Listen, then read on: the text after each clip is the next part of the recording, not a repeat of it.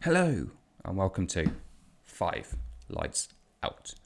I am your host Tom, and today we are talking about Carlos Sainz possibly going to Williams. Wow.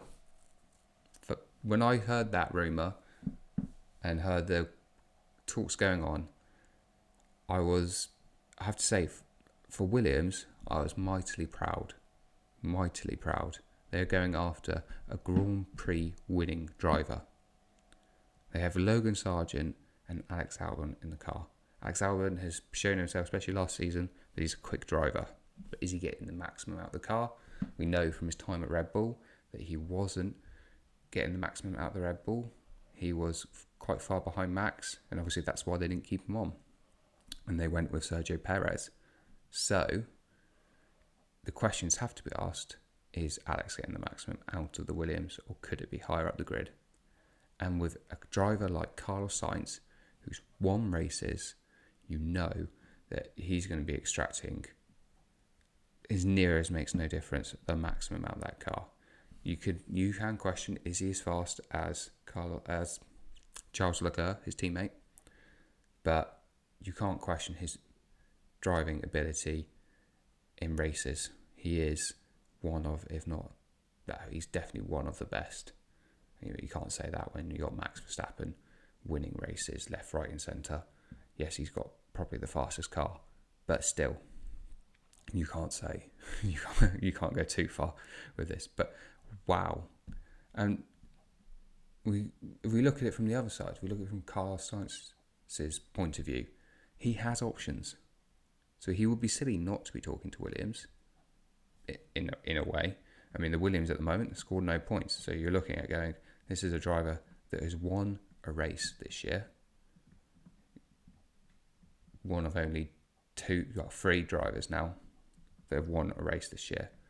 And why would he be looking at a car that's, at the moment, the team that built the car can't score a point in Formula One and have had issues, quite big issues. If you think about the accident that Alex had in Australia and didn't have a special chassis, can't say that, and they had to kick Logan out of his car, and they only had one car for the race in Australia. That is a big oversight, and so you, as Carlos Sainz would, it's a risk. You're looking at a team that does push the boat out, and I have to say I do like James Vowles. I like when he comes out and talks and explains things. He's very good at explaining things, but it's all one good thing, explaining things. He's never led a team, especially not led a team to victory. He's done very well at Mercedes and highly regarded at Mercedes, and he is a very good engineer. But can he lead a team with less funding than other teams? They're very open about that, Williams. They're not a very well-funded team. They love the budget cap. They absolutely love that. So they're a team that really tries to make the most out of the sum of its parts. So, for Carlos Sainz, is it a good move? Well, the interesting story to this is it isn't just going to be Williams that are offering him. We know Audi, who are steak sour at the moment, but will be Audi in 2026, have been offering him a long-term contract.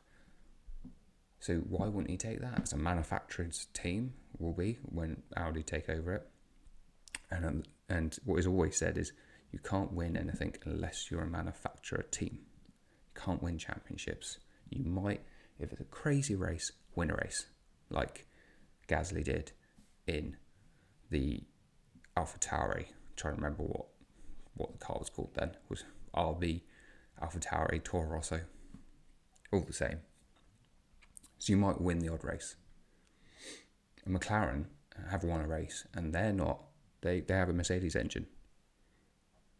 But are McLaren going to get the championship this year? Well, they have a very quick car, and they could. But then Mercedes have to question, why are they in it? Why don't they just have a McLaren help them fully become an engine supplier like they used to? Get rid of the team. Because that's the question you have if you're an engine supplier and if you're a manufacturer team. So why wouldn't Carlos Sainz go to Audi? Best chance of winning a championship, that's for sure. But it's the multi-year contract, and he's throwing himself. If he goes with Audi, he's throwing away a year by the looks of it. Sauber, Stake, they're at the back of the grid. We've just had Monaco qualifying. They're right at the back. They look hopeless. The only track they've ever only looked good is China, which is interesting itself, front limb 2 track. But the rest of the season, they've looked nowhere. Bottas and Zhou look to be well off the pace.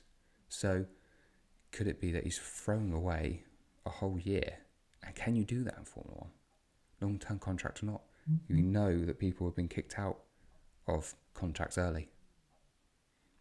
So that could be, Williams could be offering him a 1-year deal. 1-year deal takes you to 2026. You can then see the lay of the land before the big regulation changes.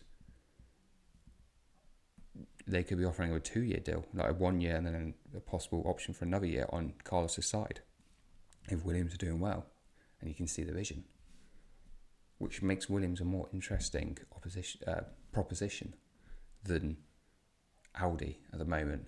Because if you go to Audi, you're locked in for multiple years. They could be awful. They could come in and stink the place out. And then it doesn't matter that you've got a manufacturer's team. We've seen it with Toyota before. They come in, big budgets, don't win a race. And, you can be Ralf Schumacher, you can be Jarno Trulli. Doesn't matter. You're not winning races, no matter how much money's thrown at it. So, this decision for Carlos, you can see it's big. So he'll be silly not to talk to a lot of teams. But I'll be interested in your views. What do you think? Who should Carlos go for? Should he go for Audi, the manufacturer team? Should he go for Williams? The exciting proposition with James Vowles at the helm. I mean, obviously there's the option of Haas. But yeah, let me know what you think. Well, I've been Tom. The 5 likes are out. And let's go.